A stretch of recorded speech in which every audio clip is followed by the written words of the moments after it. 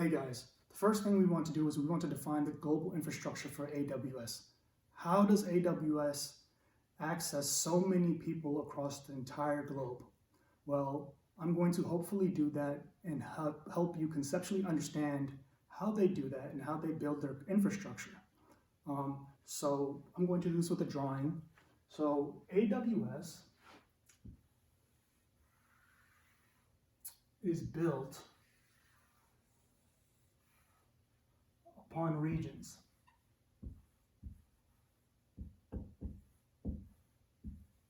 Okay, so throughout the entire world, there are regions that AWS has, right? And these are where their databases are located.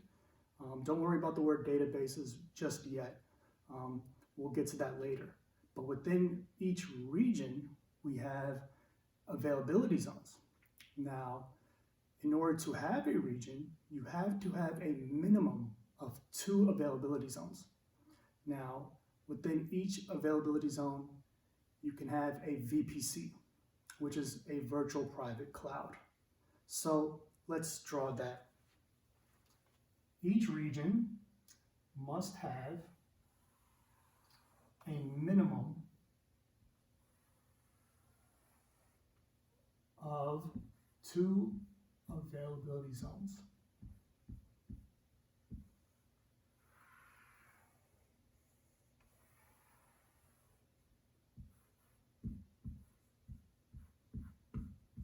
Okay.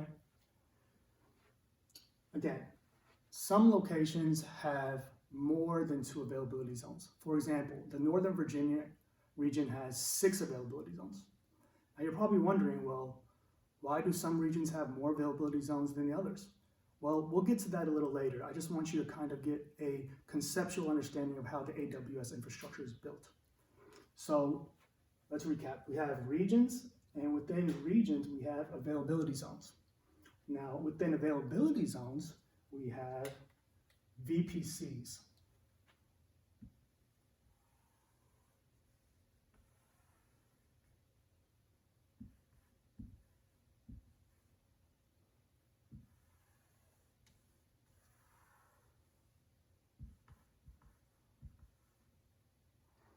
Okay, and these VPCs are where your resources are stored. Okay, VPC stands for Virtual Private Cloud.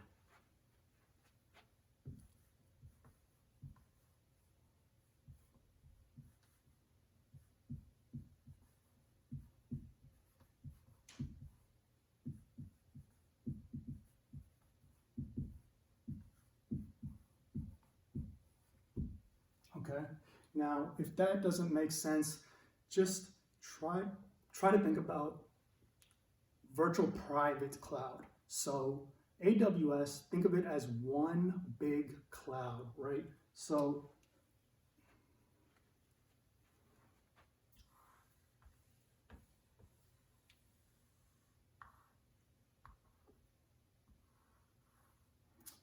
a VPC you can think about is just having a piece of this cloud.